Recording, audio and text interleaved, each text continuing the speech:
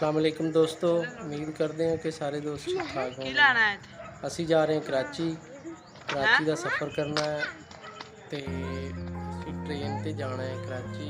Train वास्ते सीटां book आ, इसकी वजह तो स्टेशन ते आए हैं तो स्टेशन ते आके पता चलिया कि ट्रेन तकरीबन जोड़ा है हले घंटा लेट है। तो फिर उन्होंने इंतज़ार करने उन्नी देर बैठे हैं बस स्टेशन से। माहौल तो बहुत अच्छा है, हवा भी चल रही है मज़ेदार, बदल बदल आए हैं, बारिश हो के हटी है। बच्चे शरारत कर रहे हैं, ज़रा बच्चों दी मस्तियाँ तुहानूं दिखाने भी किवें करदे ने। दुआ करो कि ये सफ़र साडा अच्छा गुजरे, इंशाअल्लाह उम्मीद करांगे कि अच्छा ही गुजरेगा। बच्चे भी इंजॉय करेंगे। जा रहे हैं कुछ 4 दिन स्टे करना है, बाद वापस आवांगे। अगर उत्थे टाइम मिलिया तो उत्थों दी वीडियो कोई स्पैशल चीज़ सानूं मिली तो भी तुहानूं शेयर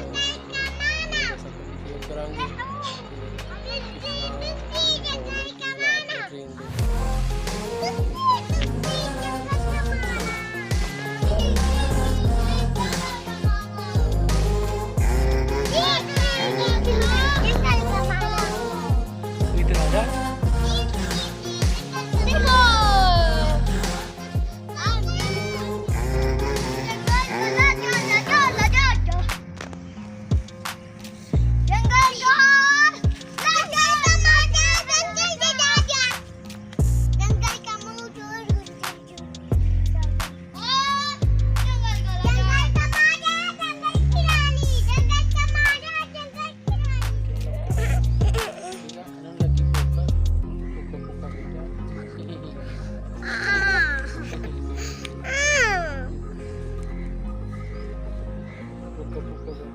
दोस्तों हसनैन का भुख तो बुरा हाल आ, कहना मैनू भुख लगी है, जोड़ा खाना लैके आंदा पका के मैनू हुणे दिओ, मैं हुणे बिरयानी शरियानी खानी है।